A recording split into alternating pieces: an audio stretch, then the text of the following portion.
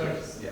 So in the previous class, we have looked at the definitions of the Lagrangian strain and the Eulerian strain. So let me just go over those definitions again. So this we have seen now that E is equal to half of C minus I, which is also equal to half of F transpose F minus I, and we said that this is the Green strain tensor,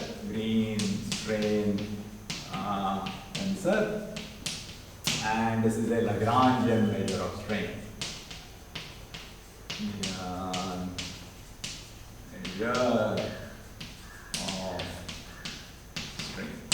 Okay, so this is what we saw the last time, and now we will proceed with what is exactly a strain. Okay, so so in order to characterize when you are talking of the nonlinear strain, it is very difficult to give a physical interpretation for each individual component of the strain. Okay, so if you write out these individual components, they will be very complicated. Okay, so it is so in the when we talk about the linearized strain tensor, at that time it is a little bit easier to give a physical interpretation of each strain component. So for example, I already mentioned that the normal strain component, right?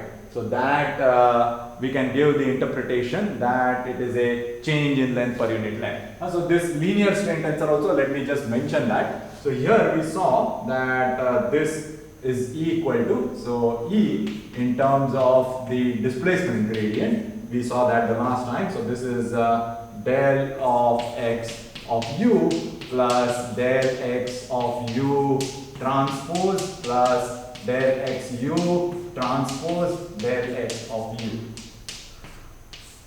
Right? So we saw this the last time, right? And so what we do is that now as an approximation, okay, we define the linearized strain, so which I will call as epsilon. So this definition is half of del x of u plus del x of u transpose. Okay, so basically this term I am neglecting. Okay, so when is it that I can neglect this particular term here, right? So you can see that when this term is small in some norm sense, right? Because see, finally it's a second order tensor. The displacement gradient is a second order tensor. So we cannot say what is small or large for the entire tensor, but in some norm sense, right? That if the norm of this displacement gradient is small, then we can drop this down. So you can think of it like, suppose if this is 0.01, I mean just roughly speaking, right? Then this will be like 0.01 square, right? And so it's some small quantity, and so then 0.01 square can be neglected in relation to 0.01. So roughly speaking, you can think of it. So when your displacement gradients are small, then in that case you can neglect it, right? So if you are considering, basically you can think about it in this particular way, that if your structure is deforming, okay, and if these deformation gradients and the deformation itself is a small deformation, correct, compared to the original position of the structure, then in that case we are allowed to neglect this as an approximation. So what you have to remember is that this is still an approximation. So this is a linearized strain. So let me call it as a linearized strain measure. So linearized strain measure means basically that we are dropping all the non-linearities, right? Linearization means, so it is exactly like if you have a Taylor series and if you consider only the first order term in that Taylor series, right? The linear term in the Taylor series. So that, and then you are dropping all the remaining terms as an approximation when those terms are small, correct? So this is exactly the same thing. So when this del x of u is small compared in relation to 1, okay, then in that case you can drop this particular term, and then you can, so let me just write this criterion here. So when del ui by del xj, right, the norm is much smaller compared to 1, correct? So that, see, one thing you have to note is that this is a non-dimensional quantity, right? This u has displacements of length, and capital X also has units of length, and so this del ui by del xj is a non-dimensional quantity. And when it is a non-dimensional quantity, we can talk of it as being much smaller than 1. So suppose if it has units, then we cannot talk about, suppose if it has units of time or length, then we cannot compare it against 1. But fortunately in this particular case, this is a non-dimensional quantity, and then we can say that when this quantity is much smaller compared to 1, then in that case you can drop this particular term. So that is what I was saying, that if you are considering only very small deformations of the structure, then as an approximation you can use the linearized strain tensor. And in fact in this particular course we will be using the linearized strain tensor. I mean, so I'm just introducing the nonlinear strain tensor, but as I said that finally we will consider the case where the deformations are small and where this term can be neglected, and then we will use the linear approximation in that particular case. So as I said that this is the thing that we will do, but before that I just want to introduce what the correct strain measure is. So this is actually the correct or the mathematically rigorous strain measure. But because once you have a nonlinearity, then it becomes very cumbersome to find analytical solutions. It becomes very cumbersome to implement things numerically and so on and so forth. So nonlinearity is generally very painful in some sense to handle, right? And so if you can get a linear approximation, that is always preferred. But what you have to remember is that this is not an actual strain measure. So in a sense that I will make more precise when I deal with the next theorem. So at that time you will know, you will see that that this is just so basically what I am saying is that this should be just considered as an approximation. This is not an exact measure of strain, whereas this one is an exact measure of strain. Okay. Now here when I say much smaller than 1, so how much is much smaller? Is it 10 raised to minus 1? Is it 10 raised to minus 2? Is it 10 raised to minus 3? So that question is a little bit tricky because I cannot put a sharp line that okay, if it is less than 0.01 then you neglect.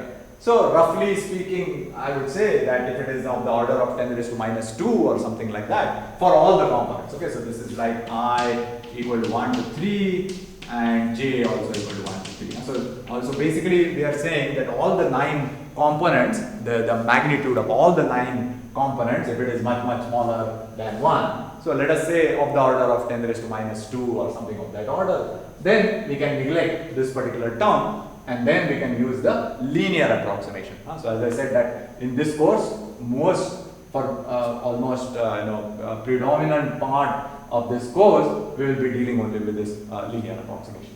But before that, we need to understand that what is exactly a good measure of strain. So what I was saying is that if you try to give a physical interpretation, right, then for the linear strain part, it is a little bit relatively easier to give a physical interpretation. But because of these nonlinear terms in this case, it is difficult to give a component by component interpretation. Although there are some books that attempt to do that, like Malbon's book for example, it attempts to give a physical interpretation for each component also, but we will not attempt to do that. So in the case of a small strain tensor, the normal components will signify a change in length per unit length. Okay, so that is exactly if you have a rod and if you just pull it, right, then the change in length per unit length. So roughly speaking, the normal component of the strain will be change in length per unit length. Okay, the shear components of the strain will be a change in the angle. Okay, so this is so you are already familiar with that in your strength of materials, that this change in the angle gamma, that would signify a shear strain. Okay, so roughly speaking, that is what you will get. So it is much easier to give a physical interpretation for the components of the linear strain, but quite difficult to give a physical interpretation for each component of the nonlinear strain. But we can give a very nice physical interpretation for the entire strain tensor. Okay, and so that is the interpretation that now I'm going to focus on. So basically the interpretation is that you consider a rigid motion now. Okay, so a rigid motion is that basically, you know, this is a duster, right? And now it is undergoing some rigid motion, right? So what is a rigid motion, right? So rigid motion is if the distance between any 2 points on this duster, if that remains unchanged throughout its motion, right? So if I take any 2 points on this duster, right, and now it is moving rigidly, so it is rotating and it is also translating, then you will see that the distance between any 2 points is the same, right? And you will see that, so if I define a rigid motion as a motion in which the distance between any 2 points, right, is preserved at all times, and for any two points on the structure, then it is said to be a rigid motion. So what we will see now in the next theorem is that a motion is rigid if and only if the strain tensor vanishes. Correct. So you can see that basically when this is moving rigidly, then you can see that there is no change in length. Correct. So the strain is going to be 0. So intuitively, it is obvious that if something undergoes a rigid motion, then the strain is 0. Okay. So but what is not so intuitive is that if the strain is 0, then the motion has to be rigid. So the converse is also true. Okay, so that is what now we are going to see in this next theorem here. So basically, so this is a very nice physical interpretation for the entire strain tensor. So we say that a strain tensor will vanish if and only if the motion is rigid. And so this is valid for any of the infinite strain measures that I was talking about, right? So we have talked about the Lagrangian measure of strain, and we have also talked about the Eulerian measure of strain. So the Eulerian measure of strain will also vanish if the motion is rigid, okay? And if the Eulerian strain or measure of strain vanishes, then the motion is rigid. Okay, so that actually is obvious. Suppose if I write now this E, we have seen this the last time. E is equal to F transpose E bar tangent, right? So if E bar is 0, then E is 0. If E is 0, then E bar is also equal to 0, because if you multiply this by F inverse transpose and F inverse on both sides, then you will get E bar. So if E is 0, then E bar is 0. If E bar is 0, then E is 0. Right? So basically, all the infinite measures of strain that you can define, they will all vanish when the motion is rigid. And if they vanish, the motion is rigid. So both, the converse is also true. So now let us look at this particular theorem. So it's a very nice physical interpretation that we can give for the entire strain tensor. Okay. And so instead of giving a physical interpretation for each component of a nonlinear strain tensor, we will give the physical interpretation for the entire object itself, right? The entire strain tensor. So let us do that now. Okay.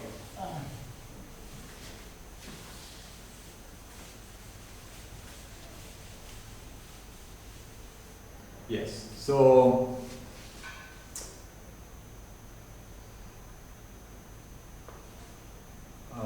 rigid motion.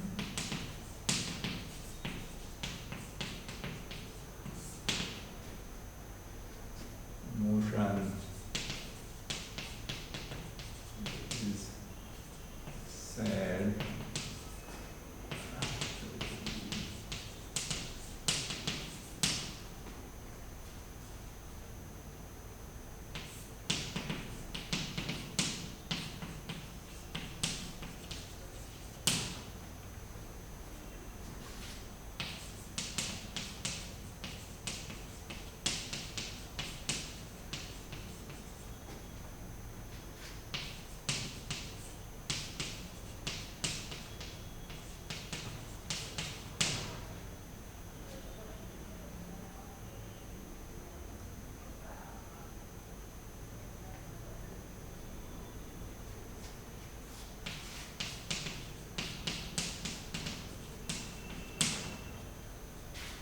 So I can write this. So suppose now I have this as my, so x1 and x2 suppose are the position vectors of 2 points in the reference configuration. Now it goes into some deformed configuration, and now let us take this as x1 and this is x2. So this x1 has now gone to this position, this x2 has gone to this position. Now the distance between any 2 points is preserved. So that means now if you recall, your x is equal to chi of x comma t, right? So I can write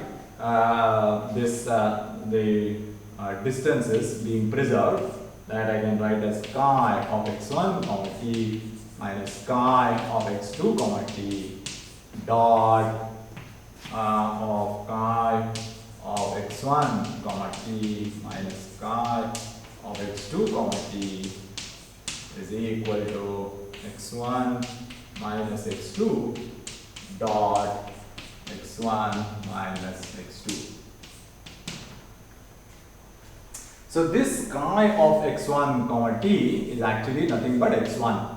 This chi of x2 comma t is small x2, right? So that is this position vector of the point that is mapped from capital X1. So it gets mapped to small x1. This capital X2, it gets mapped to this x2.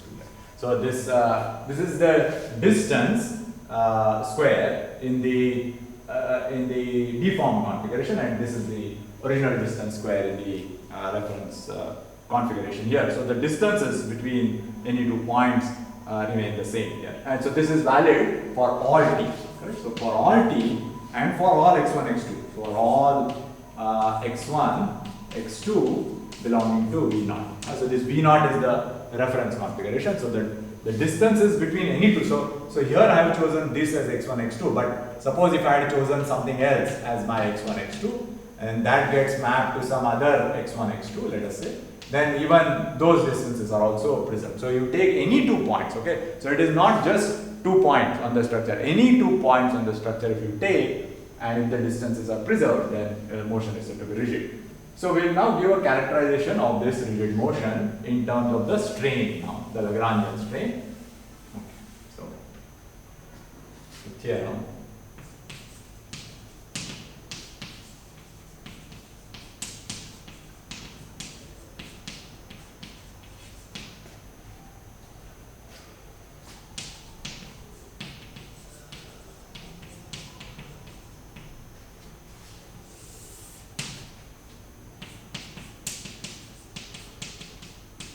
So TFAE is our usual notation for the following are equivalent. Okay? The following are equivalent. So one is that the motion is rigid.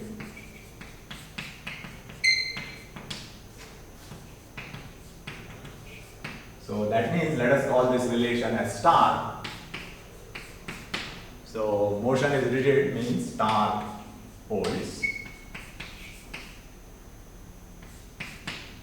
And two is that the motion is of the form chi of x comma t is q of t times x plus c of t for all x belonging to V0, and this q of t belongs to R plus.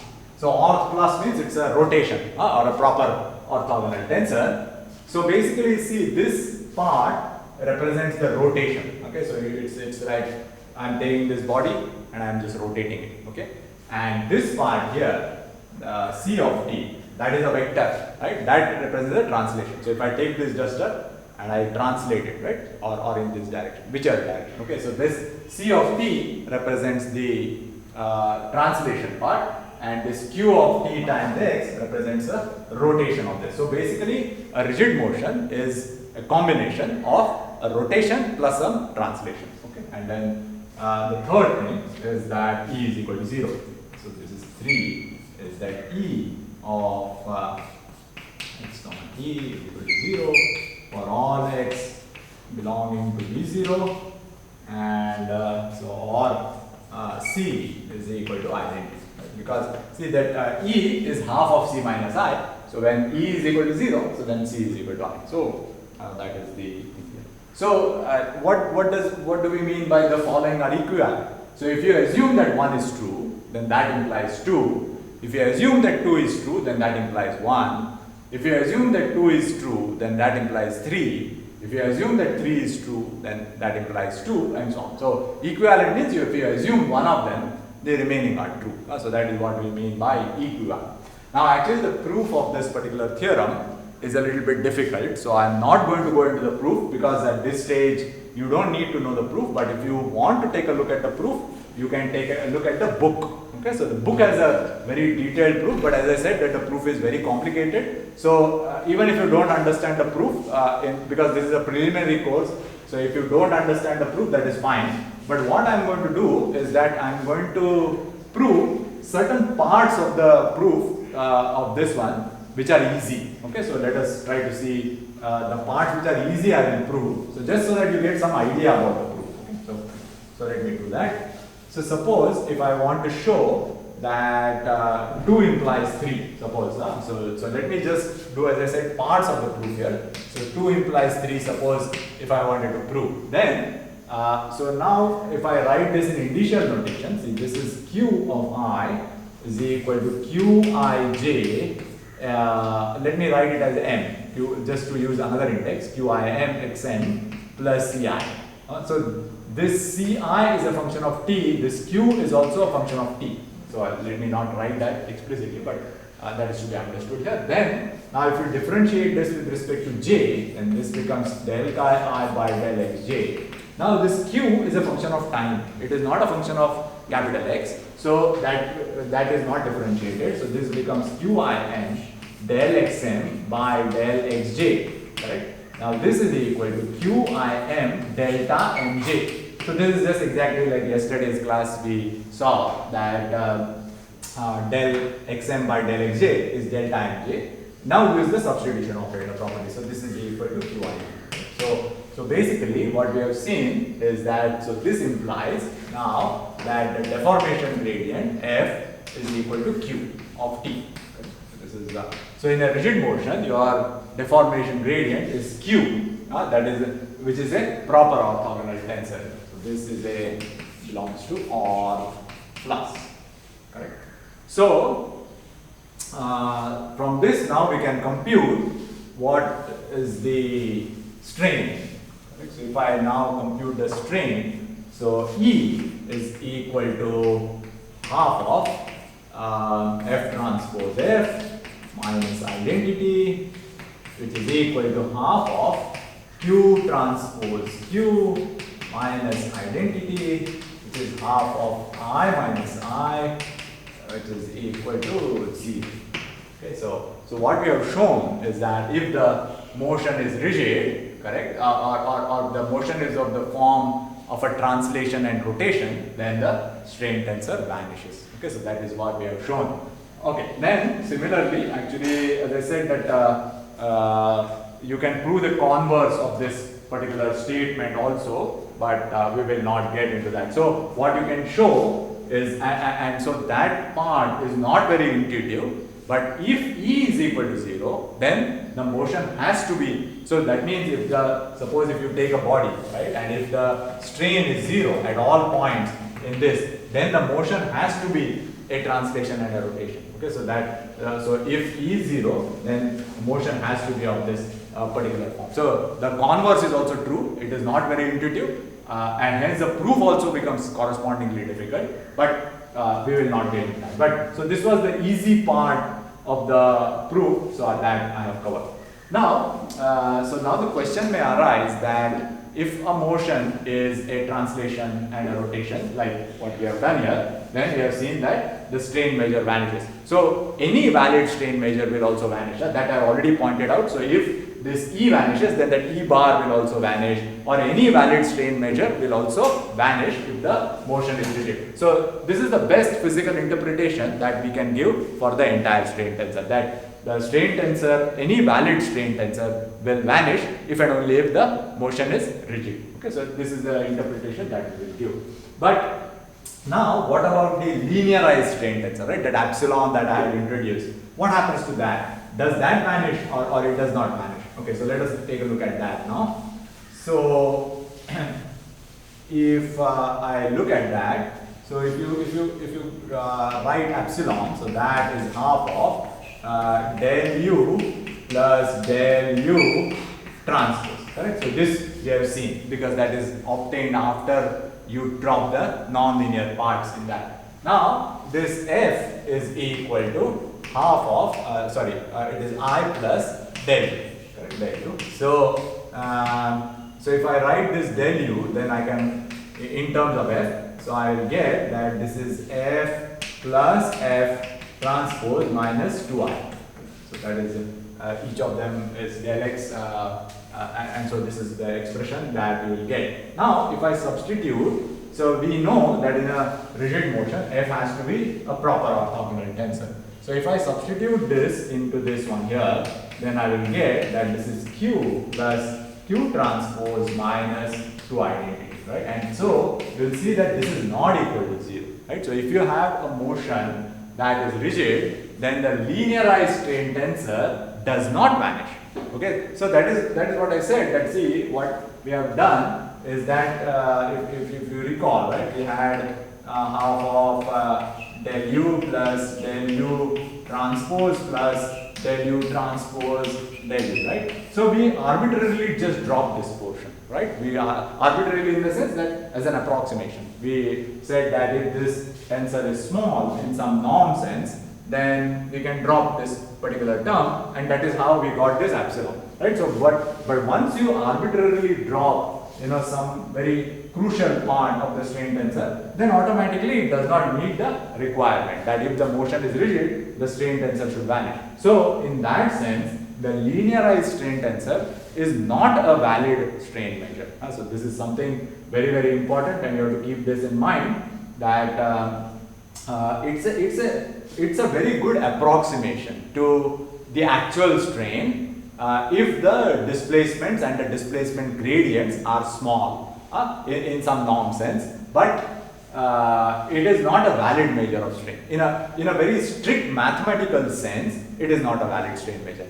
But as an approximation, it is a good approximation to your nonlinear strain, as I said, under certain conditions, right? So then now the question may also arise that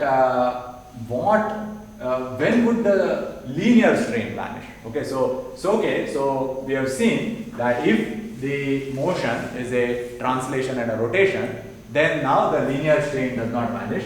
But what are the conditions under which the linear strain vanishes? Okay, so here we will see. So let us just go back to the expression for the linear strain. So let me erase this particular part. We don't need this. So you see that we have this del u plus del u transpose, right? So if you now write u, the displacement, as w of t times capital X plus c of t, okay, where this w is a skew symmetric tensor, and this w of t belongs to skew. Okay. Then in that particular case, you will see that your del u in this particular case is equal to w of t, which belongs to skew. And this will imply, so if you take the transpose of this, then for a skew symmetric tensor, the transpose is minus of that. So the sum of a skew symmetric tensor and its transpose will be just 0. So you will see that if your displacement is a skew symmetric tensor times capital X plus c of t, then the linear strain vanishes. Okay, so this is epsilon is equal to 0. And again, just like in the previous theorem, the converse is also true. So that means if your epsilon is equal to 0, then your u will have to be of this particular form, w of t times x plus 3. So the converse is also true. Yeah? So actually, these things are quite important. That if you want to suppress rigid motion, okay, then how many degrees of freedom should one suppress, right? So this characterization will answer that particular question here, right? So if you take the case of 2D, right? If you just take the case of 2D, then there are only two components of displacement here, and then this W is a 2 by 2 matrix, and this C of T is a 2 by 1 vector, right? And so basically, if you take a 2 by 2 skew symmetric tensor, then that has only one independent component, right? Because the we have seen that the diagonal elements have to be 0 and there is only one independent non-diagonal element here. So in the two-dimensional case, there is only one independent component for the skew symmetric tensor, and this C of t will have two independent components, like C1 and C2, right? So, if I want to suppress rigid motion, right, then first of all I have to suppress the two translations. So now I am talking only 2D, okay? So in 3D we will come to that later, but in 2D now you see that C1 and C2, right? So suppose if I fix some point, right? So if I just fix one particular point, then that will suppress the translations, right? The two translations. But you can see that I can still rotate this structure about this particular point here, right? So I can get a structure like this. So it doesn't suppress the rigid rotation of that, right? So for that, I need to suppress the rotation also. So that can be done by, let's say, putting some roller support here and so on. Of course, so this is, I'm just talking from a kinematics viewpoint, but it will also depend on what forces are being applied to the structure. So arbitrarily we cannot just put a roller support here. It also depends on what the loading is and where to put where to appropriately put the roller support and so on. But all I am trying to get at is that 3 degrees of freedom, 2 translations and 1 rotation has to be suppressed in order to suppress rigid motion in the 2D case. In the 3D case, there will be 3 translations and there are 3 independent components of the skew symmetric tensor. So 3 translations and 3 rotations would have to be suppressed in the 3-dimensional case. And the same thing is true even if you consider the nonlinear strain also. So if you take Q, right, that will have like as its characterization, let's say take like 3 Euler angles or something like that, right? So those 3 parameters would have to be suppressed as the 3 rotations and the 3 translations. Okay, so in this Q of t plus Q of t times x plus c of t, right? So in 3D, this will have 3 components and the Q has 3 independent parameters. So like Euler angles, for example, the 3 Euler angles and so on. Anyway, we will not get into so much into that, but what I am trying to get at is that this gives you an idea about how many degrees of freedom need to be suppressed in order to suppress rigid motion in either the linear case or the nonlinear case, either in 2D or in 3D. So that depends on the number of independent parameters in this W of t and this C of t. Yes, so I think that sort of, so to summarize this whole discussion, basically the physical interpretation that I am giving for the strain tensor is that it vanishes if and only if the motion is rigid. Okay, so this is probably the best characterization that one can give for the entire strain tensor. Okay, fine. Then we now move to the next topic. So now let us go to that volume element. So actually we can, so far we have done the length element. So in a similar way we can do an area element also, a transformation of an area element. But again that part we will not require in this particular course. So I am going to skip that particular portion. Again, if you are interested, you can take a look at the book, okay, to figure out. So let me just indicate what I mean by an area element. So suppose if you had a body like this, right, and then now there is a patch on the surface, okay, of the body. So this is like dA0, let us call it. Now it goes into some deformed configuration. Now this dA0 goes to some dA, let us say, and then how is this dA0 linked to d? So this would be the transformation for the area element, but we will not get into that because we will not require this in this particular course. So that is mostly required in the nonlinear context, so we will skip that. But we will do the other thing, which is the volume element. So volume element is very important, so let us look at the volume element here. So volume element is just volume. Yes. So if I take this as the dV0 and now it goes into the deformed dV. Okay, so I think I have already mentioned, right, the relation which is that dV is equal to J times dV0. Right? This I think in one previous class I think I already mentioned this, where J is determinant of M. Right? we have already seen this. I have already mentioned this particular relation, but I will now prove this particular relation here. So I can write now this dv as dv is equal to dx dx1 I dot dx2 cross dx2 cross dx let's write this as dx3 I. So because it's a dot product between these two things. So this I can write as using our epsilon ijk notation. I can write this as dx1 I dx2 j dx3 k.